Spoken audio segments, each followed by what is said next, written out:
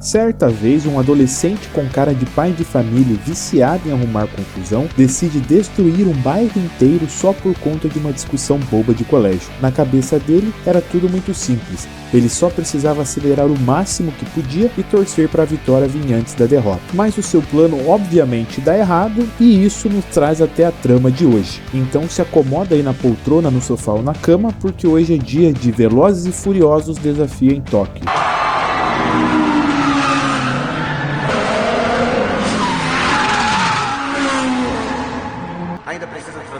Hoje a nossa história começa com o protagonista, que aqui é conhecido como Chan, preso em uma delegacia. Ele se demonstra um completo desastre porque essa não é a primeira confusão que ele se envolve. A mãe dele chega e descobre que ele apostou uma corrida com o playboy do colégio e destruiu simplesmente um bairro inteiro por pura vaidade. Então ela, cansada de se mudar de cidade e pagar a fiança, toma uma decisão mais lógica. Decide mandar o garotão aí para morar com o pai do outro lado do mundo, no Japão.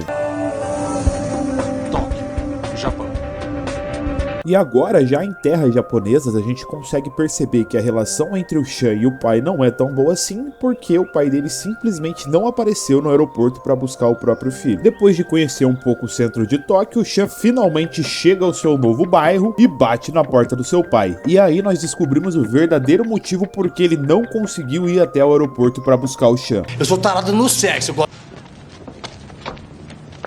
Caralho, o maluco é brabo.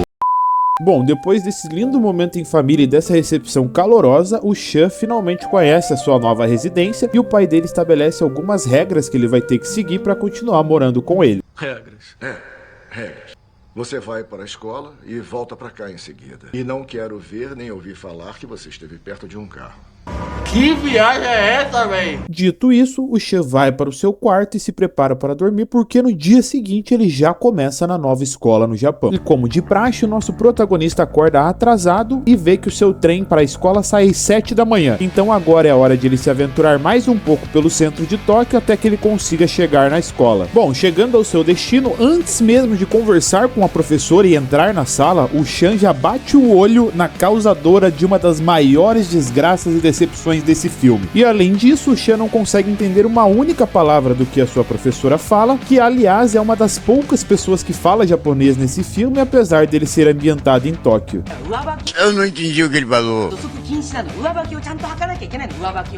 Bom, depois de conseguir calçar os seus wabakis e assistir a aula, agora é a hora da merenda. E é nesse refeitório que nós conhecemos um dos personagens mais icônicos da trama, que é conhecido como Twink. Além de vender tênis de grife falsificado, ele também vende celular que pega 3 chips e até direção para carro, que é o que justamente chama a atenção do nosso protagonista. Tá vendendo aquela direção Sparco? Não. E realmente o Twink não estava vendendo a direção porque ela fazia parte do kit de direção do seu carro. Então o Chan pergunta para ele qual carro o Twink dirige, e aqui também nós temos uma das cenas mais fodas do filme. E vocês lembram das regras que o pai do Chan tinha estabelecido lá no começo? Aqui ele já quebrou as duas, que era ir direto para casa depois da escola e não chegar perto de um carro. Até porque se ele seguisse as regras, a gente nem ia estar aqui nesse vídeo hoje. Faz sentido.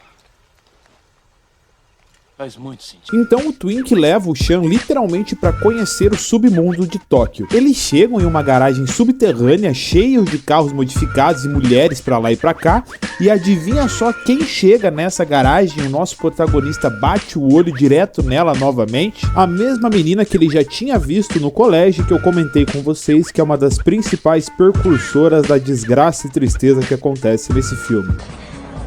Sabe, quase não te reconheci sem seu chinelo. E eu aposto que se fosse qualquer um de vocês no lugar do Chan, essa menina aí também facilmente causaria uma desgraça na vida de vocês. E enquanto o Chan tá de papinho furado com a gata, ele nem percebe que tem alguém de olho neles. E pela cara do japonês, a gente consegue perceber que ele não tá muito contente com essa situação. Eu tô brabo, mano. E isso porque a tal menina é namorada aí do japonês em questão. E por isso ele vai até o Chan pra tirar satisfação sobre o que ou por que ele tá conversando conversando com a sua mina. E aqui nós entramos em uma situação crítica e pontual da trama, porque em uma situação normal, qualquer outra pessoa vendo que a menina é comprometida, deixaria isso pra lá e seguiria sua vida normalmente, correto? Teoricamente sim, mas o nosso personagem não é uma pessoa normal, então ele resolve falar isso aí. Eu achei que esse país fosse livre, que uma moça pudesse conversar com quem quisesse. Talarico, raspa a canela. Bom, enfim, aqui a gente não vai entrar no mérito se isso é talaricagem ou não, isso eu deixo pra vocês comentarem aí no final do vídeo. Os dois trocam algumas farpas ali e acabam se desafiando por uma corrida. Porém, o Sean ainda não tem um carro para poder competir com o DK. E é aí nós conhecemos o Han, que é um dos protagonistas do nosso filme também. O Han, por mais que seja aliado do DK, ele oferece o seu próprio carro para que o Sean possa correr contra ele. É fácil parecer confiante sem carro. Pega o meu. E agora que ele tem um carro, ele pode finalmente cometer o mesmo erro de lá do começo do filme, que é apostar uma corrida por causa de uma menina. Dessa vez ele até fica um pouco mais tenso e pergunta pro Twink se o cara é bom e etc. Vem cá, ele é bom? E o Twink responde isso aí pra ele. Sabe o que DK quer dizer? Drifting King. E a resposta do nosso mano Sean foi essa daí. Drifting? O que é que isso significa?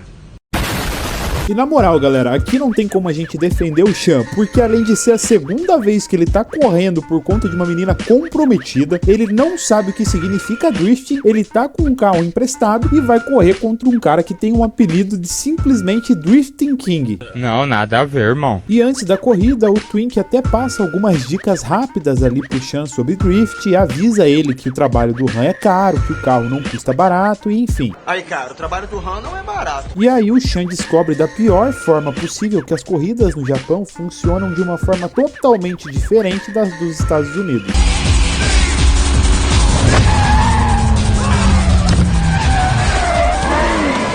Emoção, né? E como esperado, além de perder a corrida, o Sean entrega o carro do Han totalmente quebrado. E aí, com poucas palavras, o Han chega no cangote do nosso protagonista e só fala isso daí. Não saia da cidade.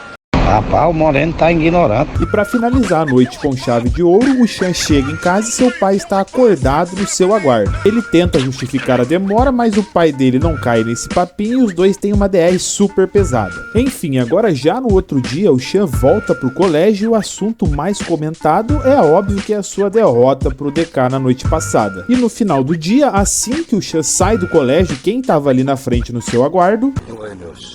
Então, obviamente, o Sean fica todo borradão e já vai logo falando que vai pagar o carro do Han. Eu vou pagar o seu carro.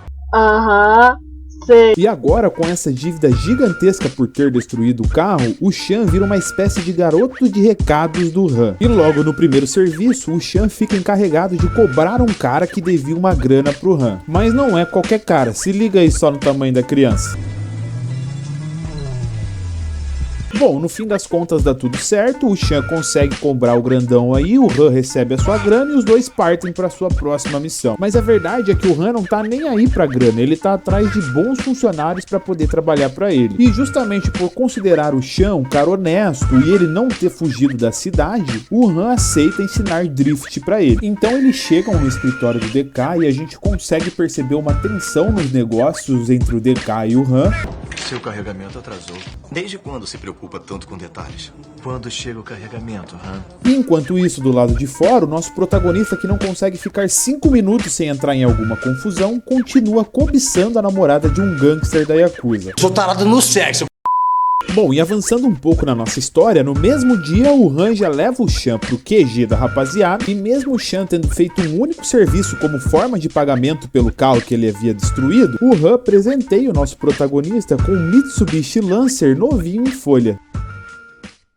E agora, já na manhã seguinte, a gente parte pro clássico clichê do filme americano. O nosso protagonista parte a todo vapor pros treinamentos de drift, e aqui a gente pode notar que ele tem bastante dificuldade e ele parece até um pouco pior do que da primeira corrida contra o DK. Bom, conforme os dias passam, certo dia o Sean nota ao ir para a escola que seu pai está na garagem trabalhando na mecânica de um carro. Como isso é uma das poucas coisas que eles têm em comum, o Sean vai até a garagem para tentar uma aproximação com o seu velho, mas sem sucesso.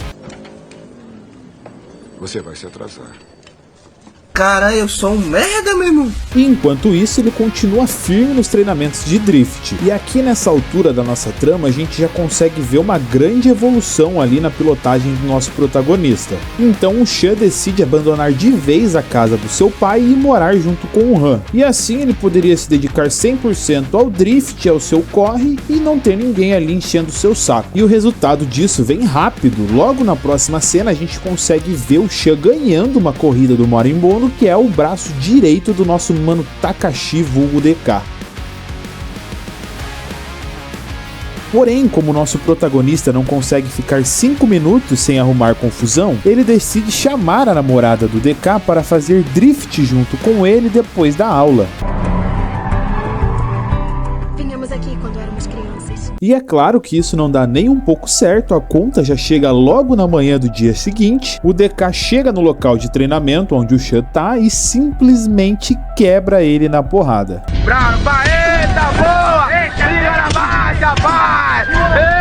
Então a Nila, vendo a situação do Sean, ela vai até o DK.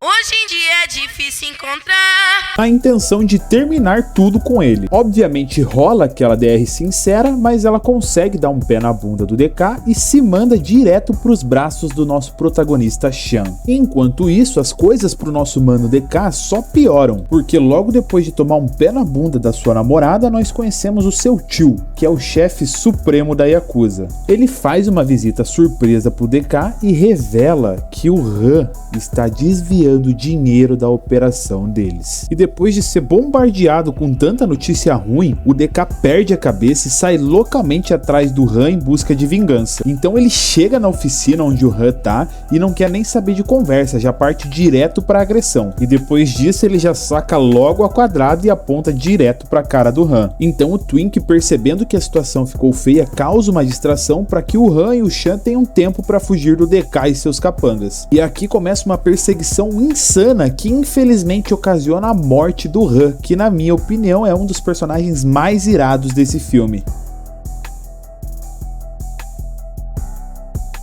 E mesmo que essa confusão tenha ocasionado na morte do Han, o DK ainda não está satisfeito. Ele continua a busca e vai atrás do Sean e da Nila para terminar o serviço que ele começou. Mas por sorte do destino, o pai do Sean aparece e salva os dois. Mas a fim de evitar mais confusão, a Nila acaba indo junto com o DK. Então o Sean vai até o Twink para tentar armar alguma coisa para conseguir recuperar a Nila. E aí o Twink entrega para ele uma bolsa cheia de dinheiro desviado da Yakuza que o Han tinha deixado para eles. Então o Sean tem a brilhante ideia de ir até o QG da Yakuza e oferecer o dinheiro como moeda de troca pela Nila, e além disso, ele oferece como solução definitiva para todos os problemas entre eles e o DK, uma corrida na montanha, e quem perdesse essa corrida abandonava a cidade para sempre. Corremos.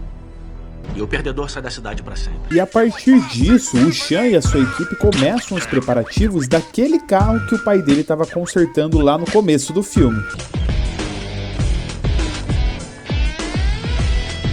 E agora, com tudo pronto, é a hora de partir para a montanha e enfrentar o DK pela última vez. E então chegamos na parte mais importante e emocionante da nossa história. O DK, o tio dele, o Sean, todo mundo chega ali em clima de tensão. O Twink já prepara as câmeras no decorrer da pista para que todo mundo consiga acompanhar a corrida em tempo ao vivo. Então finalmente começa a cena mais esperada do filme, o duelo entre o mocinho e o vilão.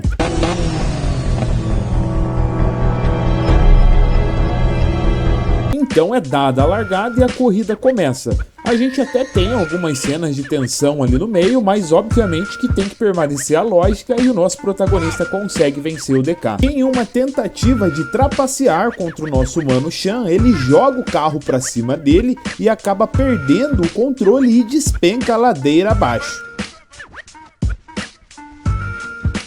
Então, galera, como combinado não sai caro, o tio do DK expulsa ele da cidade e deixa a Nila ir embora junto com o Sean. E agora, por ter derrotado o Takashi, o Sean é o novo DK de Tóquio. Mas a tranquilidade dele não dura nem 2 minutos, porque logo na sequência a gente já vê que tem um maluco querendo desafiar o novo rei do drift.